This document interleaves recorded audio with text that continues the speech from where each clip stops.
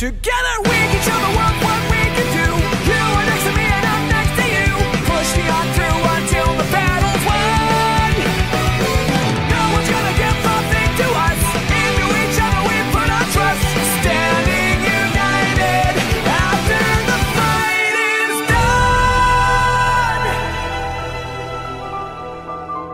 done. Hey, what's going on, guys? It's me, the Ninja Fury here. Time for another exciting review of My Hero Academia Season 3 Episode 6 review.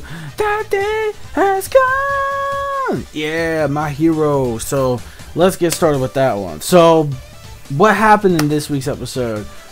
Wow, I mean, oh man, like, okay, so basically what happened where we left off last time, where Tokiyami is still trying to control Dark Shadow, but it's still going out of reach. As long as they don't try to make too much of a sound with Shoji. So him and Shoji had to try their best to actually escape by using not too much sound, but then Midoriya came up with a plan, because Shoji told him, look, you got two choices. Either you gotta save Tokiyami right here and right now, or I'll find a way to distract them, and then you could basically just go and help Bakugo out. So it's like, you know what? I don't want to leave one or the other pretty much stranded. So how about I do this? How about I actually help both at the same time? Like, meaning I'll diverse a plan where we could distract them with some sort of sound to lead him up to it. And don't let him pretty much stay in control. Let him be out of control for a while, because then all of a sudden... excuse me. Then all of a sudden we got Bakugo and Todoroki. They're still battling off.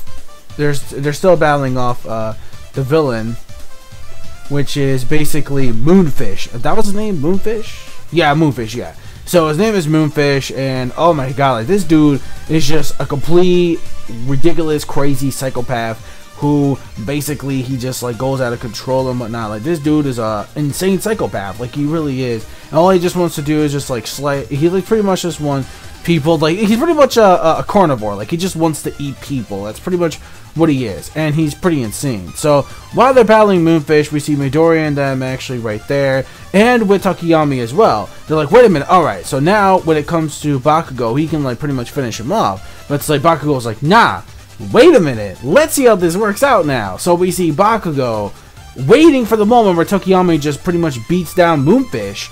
And then what happens is that finally Bakugo uses his quirk to control Tokiyami, and Tokiyami is finally back to his normal self. So what's going to happen right now is that they still have a new mission to protect Bakugo on their way traveling to the woods. What's in the woods? Sorry, had to go with that. But anyways, meanwhile, we have finally Uchaka and Sue, which we have not seen no more. As I have to call her Frapple. So she's right there with Uchaku. And what happens is that Toga. Oh wait, why did I just say that? No, ignore me. That's another character for probably another season. But anyways, Toga. So Toga, she pretty much, this kind of quirk ability, I'm guessing, takes these certain blood types of each people, and she can tell exactly what they're actually feeling, like in their blood pressure, like what their feelings and emotions are, and what's, you know, going through and what they are and whatever. So we kind of figure out exactly, like, she's not just like a blood donor. She can actually tell like what kind of like personality or what kind of quirk or kind of person in general that they really are. So when she did it to Uchaku, where she pretty much absorbed some of her blood, she was like, oh my, like, I see you definitely love this certain kind of boy. And then she's like, yeah, like, you know, hey, you know, I'm after somebody too and whatnot. So, you know what, hey, you know, it's kind of understandable. Then Uchaku pretty much, you know, got a little bit pissed off with that. But beforehand, I really liked that cool move that she did. And I feel bad for poor Sue. She got part of her tongue cut off. Well, okay, not cut off, but like it got cut and you see like blood. And I felt so bad for her. Ribbit. But basically, what happens is that she'll still be able to use her tongue, but the blood still has to heal up a bit. And meanwhile, Uchaku pretty much found a way to like grab her arm from like where the knife. So she learned the tactic from Gunhead, which was actually pretty cool. So from the internship, she actually learned all those movements from there, and she was able to actually take down Toga, or just slam her down a bit to calm her down. So meanwhile, while the others were coming, it turns out Toga is somehow also gunning for Midoriya as well, because when he comes around, she's getting a little bit too flustered. So Toga pretty much, she bounces, like, deuces, I'm out. So we got Toga coming out. Meanwhile, we have Dabi and Twice, and they're just traveling around the forest. And I love Twice, man. Twice is definitely the Deadpool of My Hero, because this dude, just the way his attitude is, just like, it's so amazing, it's so funny, and it's like, he has like multiple personality changes, which I can see that as well. So yeah, definitely has this whole Deadpool sense, like right here, which I think pretty much what the author pretty much was kind of like base him off. And then while that's going on, while that's going on, they're about to pretty much meet up soon with the Kurosagi, where they're going to meet up with him soon with the teleport. So we got some of the Pussycat Dolls also. We got that scene going on where they're pretty much pinning down Spinner. So we got Spinner down and Magni down. So pretty much Mustard is pretty much knocked out. Muscular ain't really going to do anything. So there's not really too many of these Vanguard action people, like, pretty much left, in other words. We don't really have too many of them left. And honestly, yeah, and that's the thing too, because this means this arc is going the way that, you know, I ever read the manga, which I can't wait, because this is when things are finally going to start to get this arc is already great enough as it is. It's going to get even more incredible, like, soon enough though. So we got that going on. Then all of a sudden we see Kurosagi already there with the teleporter, like, oh shit, like, oh man, I feel so bad for the Pussycat Dolls right now. I'm really hoping they're okay with that. And then finally, we have an introduction to another villain's quirk, because we didn't see Bakugo and Tokiyami with them in their protection unit. So what happens is that this person named Mr. Compress uses a quirk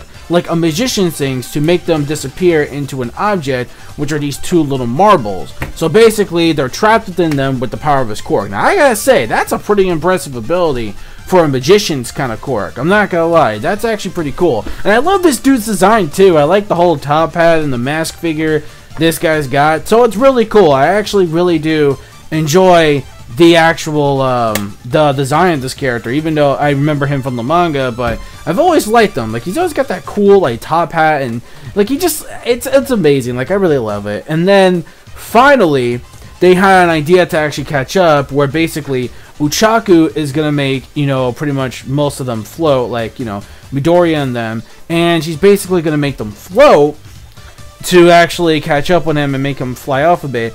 But while that's going to happen, Sue uses her tongue to actually launch at to where Mr. Compress is, and then we see the aftermath of that. But then, before that, we see Momo and somebody else, which I forget their name. Basically, they're being chased down by this weird-looking chainsaw look. I don't think they revealed them.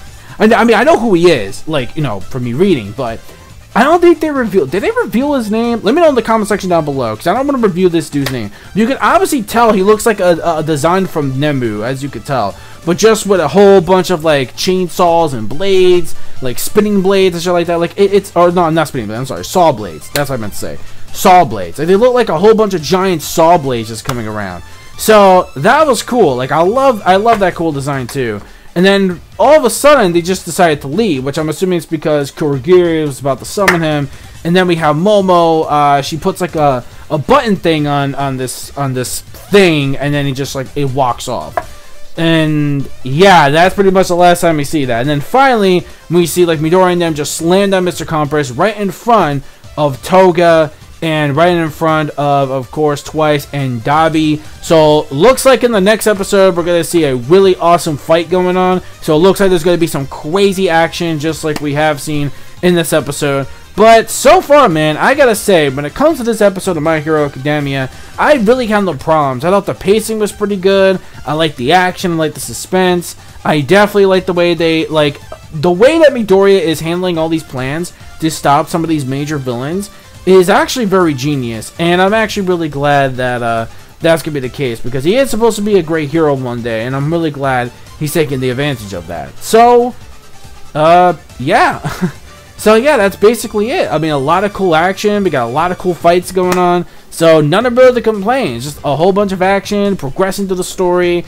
You know, a lot of progression went on this episode. Definitely, I could find no problems. Also, the animation, of course, was great as usual. The animation was just smooth as butter, just like always. I'm gonna give this episode, especially because Twice was awesome, I'm gonna give this episode a 5 out of 5. I just love this week's episode. It had a lot of cool action segments. I found no complaints. Pacing was very well done this episode.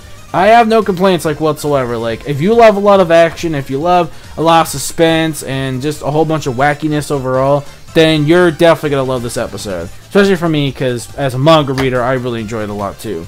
But let me know your thoughts in the comment section below of this week's episode of My Hero Academia, Season 3, Episode 6. And also, I'll see you guys next week for Episode 7. And for the manga folks, I'll see you guys next week for the recent chapters. So don't forget to rate, comment, and subscribe as always. Click on that bell. Join the squad, boys. Follow my social media plugins and my gamer tags as well. Peace, soul, love, chicken grease, and the sky is the limit. And manga fans, keep supporting what you watch. And remember, go beyond Plus Ultra. Oh, by the way, join the Plus Ultra Discord